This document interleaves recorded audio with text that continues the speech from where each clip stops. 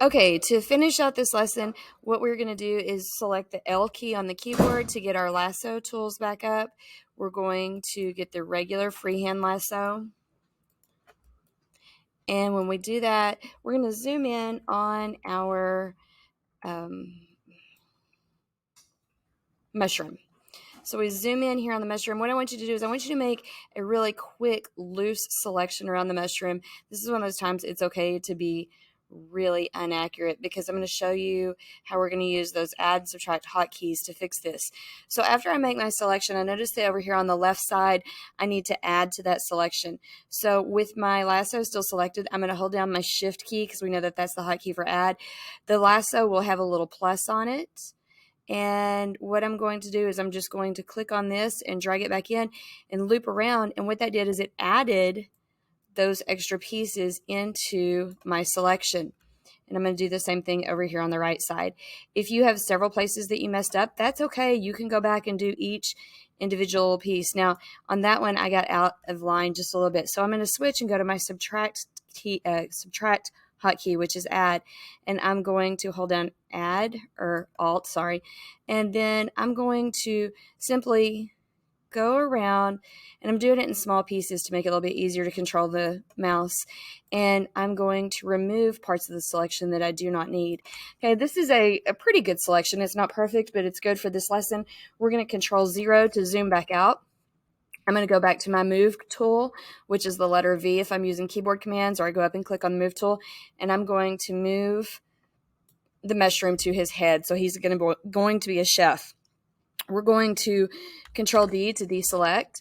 I'm going to go back to my lasso tool and hold down my selections. This time I want to choose the magnetic lasso. So for the magnetic lasso, we're going to click on that. And what magnetic lasso does is it's going to find lines where the colors change, and it's going to snap along that line. So all I'm doing, I click once, and then I'm dragging my mouse. I'm not holding it down. I'm just hovering the mouse over the fleshy part of this grapefruit, and you'll see that it creates those little snaps. If it makes a snap somewhere where you don't want it to be, then all you have to do is use your backspace or your delete key, and it will remove that snap. If for some reason you need to add an extra snap that you think needs to be there and Photoshop didn't put it in there, you can add a snap by just simply clicking your mouse. Now, the thing that's hard about this particular tool is that you have to overlap where you started. When you overlap where you started, you're going to see that your lasso now will have a little circle below it. So when you click on that over where the starting point was and you have the circle, when you click, it's going to make a good selection. Go back to your move tool with the letter V. We're going to cut this ear and move it, or cut the grapefruit, move it over here. We're going to make it an ear. Now we need to rotate this. So we're going to control T. That is also the same thing as edit free transform. We're going to click our cursor, put our cursor out here outside of the bounding box.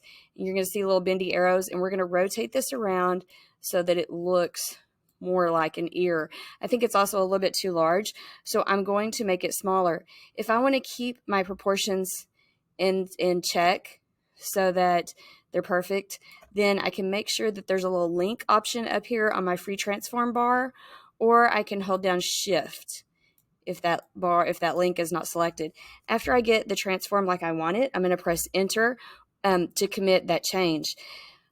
With the move tool still selected, I'm going to hold down my alt and my shift key again. Remember, alt and shift makes a parallel or a perfect copy. And I'm going to drag the ear over to this side. I'm going to release the mouse. I'm going to control T. This time I don't want to rotate because that would make the earlobe on top. Instead, I'm going to right click inside and choose flip horizontal. Once I flip horizontal, I can readjust the grapefruit so it's on the side of the head, and then I'm going to press enter to commit that change. After I've done that, I'm going to deselect. And the last tool that we are going to use is the quick selection tool. And if you remember, quick selection is underneath the magic wand or in the magic wand drawer. And if I hold it down, the object selection tool is on the top of that drawer list. I'm going to click on that. I'm going to drag a rectangle around my radish. When I do, the radish gets selected. I'm going to press the move tool, drag it over to the eyeball. I'm not going to deselect. I'm going to control T to free transform and resize it a little bit. and then I'm going to press enter.